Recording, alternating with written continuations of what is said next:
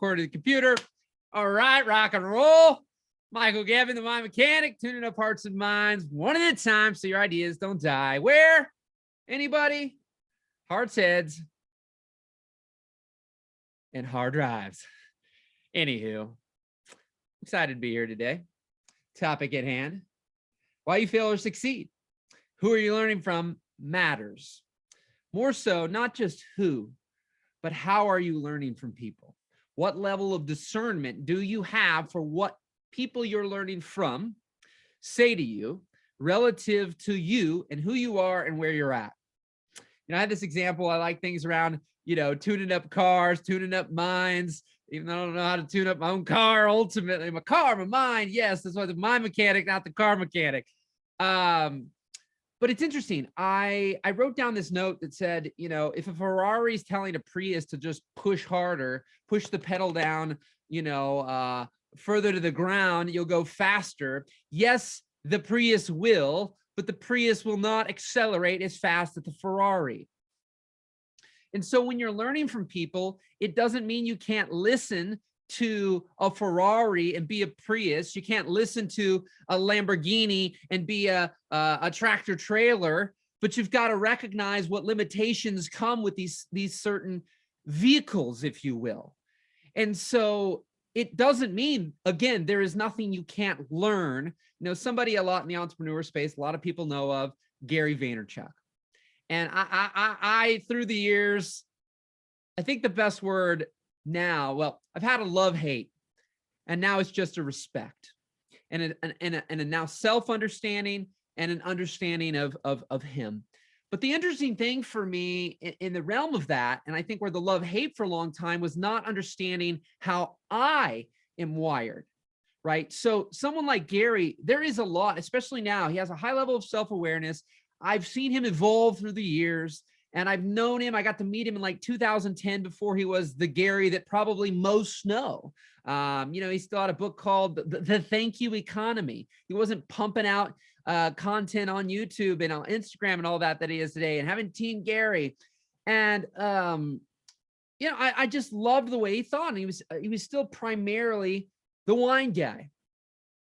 And I love that. As he came out more and more around business, and then you observed his life, and you're seeing things where he's just like 18 hours a day, 300 days of travel, nonstop, go, go, go, go, go, go, go, go, go. And the inspiration that I had to be a coach, to be a speaker, the people that I was around were all traveling nonstop, go, go, go, go, go, go, go. And when that's all you're observing, you think, I guess that's what I have to be. That's what I have to do to succeed at this. And then the polar opposite was tons of, which I didn't know till later, tons of more introverted people building these businesses online. Not all, but a lot. And so when you look at someone like Gary, he's a connector. He's a person who loves to be in connection and conversation and interaction with human beings and people by default. And he did so much behind the scenes that by the time he brought to the world what he has, he was able to put a ton of people in place that allowed him to still just be him, be documented, and then essentially just run around and live his life every day. And then things come out into the world, right?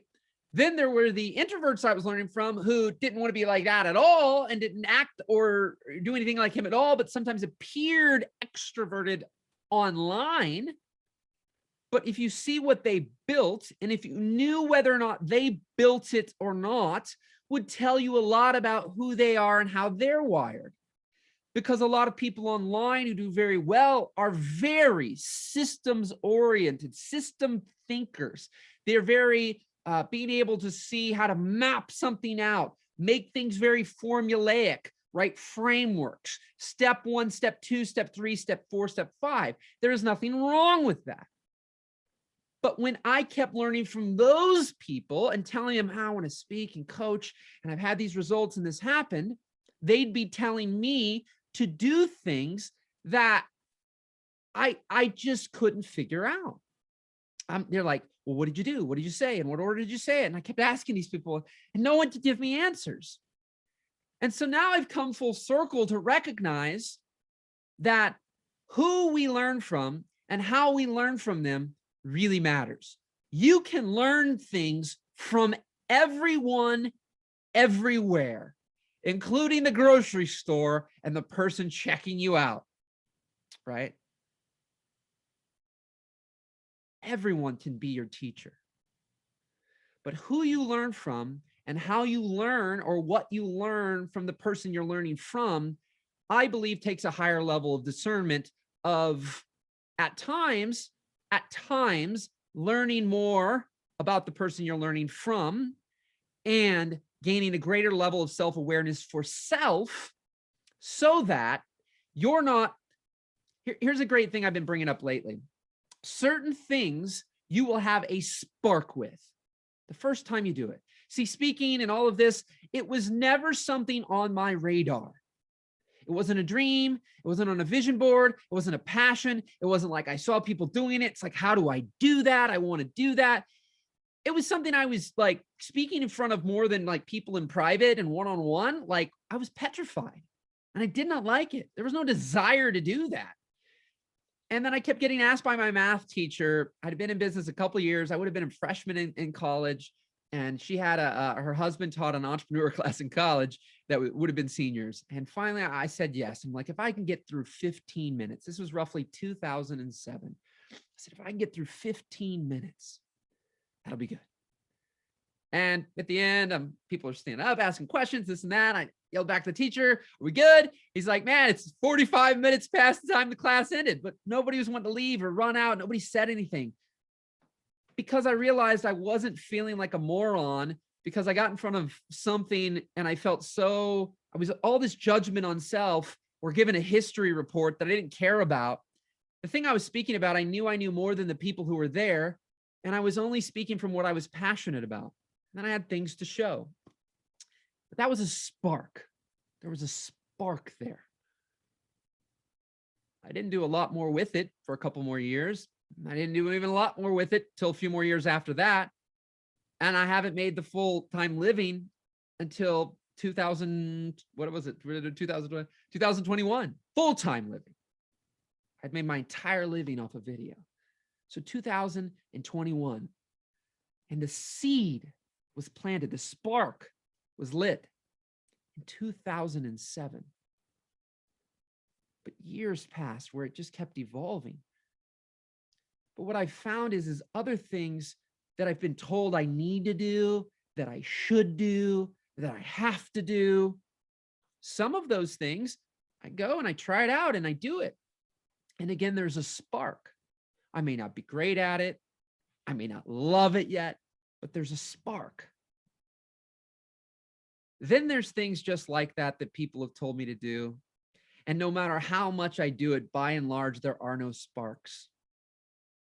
And so the more you get in touch with yourself and the things you're thinking about doing, dreaming, growing a business, how do I grow my business? How do I model my business? What business model do I use? How do I go about it? Do I hire people, not hire people? Do I set up an e-com business? Do I set up this business or that business? A lot of the people that resonate with me are a lot of creatives and creators, and you care a lot more about what you're doing and who you're doing it for than just what's going to make you the most money. And I'd love to know in the comments, does money drive you? Does money motivate you? Or do you not really care about money? What does motivate you? That'll tie into who you're learning from, who you're listening to, and how you discern what to take from who you're learning from. Because I have things where I used to think it was all or nothing, because that's a version of how I was wired for a long time, 0 or 100. So I'm also 0 or 100 with what I'm learning from people. I resonate, okay, with something, but then I got to take everything. And that's just not true. So now I start to pick things and I create my life my way. You can create your life your way. And so what does motivate you? We can shift our perspective. We can shift our attitude. We can shift our mindset. There's a lot of things we can shift. There's a lot of things we can tweak and tune up. But when I've learned this, it's helped me accelerate that much faster because I'm in alignment. Imagine driving your car that has 4 wheels and tires on it with only 3. Imagine driving your car with all four wheels and tires on it, but it's super out of alignment. If you know enough about it, if you've ever been in a car, you take your hands off the wheel and it starts to turn. That's alignment.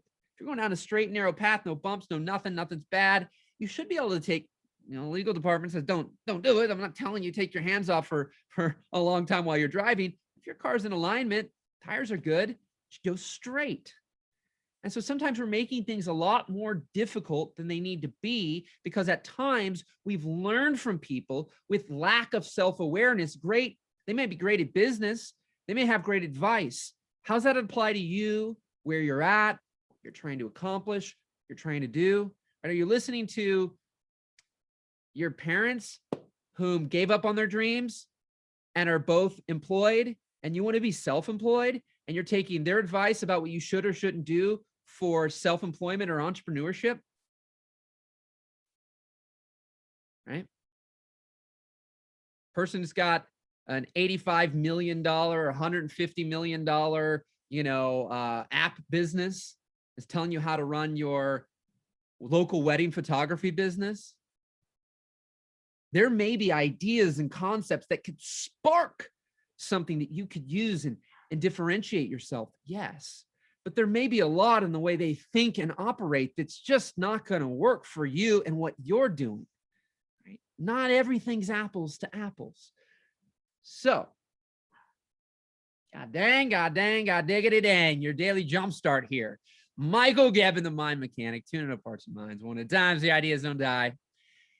And those hearts, heads, and hard drives, got to get them out in the world. And that's my mission with people, to be that catalyst, to be that spark, to be that jumpstart, that you hear something that shifts your mind, shifts your perspective, and gets you moving in a direction that you're going to move mountains with, versus one that you just keep running into a wall and it hurts and it sucks. 2022 here right now as I'm recording this particular one. And so let me know what motivates you. If you're on Facebook, give some likes and love. You're catching this later on YouTube, give it some likes or thumbs up and leave a comment there as well. And if you're on the podcast, leave a review. Make sure you subscribe, share it with a friend. I appreciate the opportunity. I'm grateful that I have and we have the ability to have technology like this that allows us to hit a button, go live, record a video, and get a message out into the world, that message could literally transform the trajectory of someone's life for the better. If they're stuck, they're confused, they're lost right now, and you and your voice or your talents or your skills could literally inspire someone to get up from where they are and move. And so excited for you today to think, who are you learning from?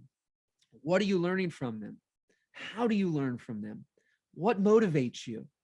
And starting to have greater levels of discernment to realize a Ferrari can't tell a Prius to just push harder and it'll go faster. It will go faster, but it will never accelerate as fast as the Ferrari. A lot of tune-ups, a lot of tweaks, money spent, right? So there's a lot of nuance to this, and that's why I love to work with people. You can also go to mindtuneuptimelive.com and register for the Zooms where I do every Tuesday at 2 p.m. Central Standard Time. Send me a message. Looking for people. I always take new people on that, because otherwise I spend the majority of my week private coaching people, either one-on-one or in a group setting. And so Tuesday's my public give back. So if you love what I say, you love what you hear, and you want me to look at you from an objective, not this is how I do things, so you should do it too, but really be able to, tune up your mind and your heart in a way that allows you to move forward and achieve what you may consider a miracle or something that you never thought was possible. So go to mindtuneuptimelive.com, send me a message. Let me know that you want to be on one of those sessions. It's complimentary, so it's my give back. I love taking on a few new people every week. So you can go to that, mindtuneuptimelive.com, register for the Zoom, streams into a Facebook group every week. And usually by Thursday, it's uploaded to YouTube and podcast. So if you have any questions, reach out to me, michael@mindmechanic.net. Go on Facebook, send me a DM there, facebook.com/Gebs86 or Michael Gebben. It's me and my wife right now. And I appreciate you. I'm excited for you. Have an incredible rest of your day. Keep rocking, keep rolling, and keep moving, my friend. Take care.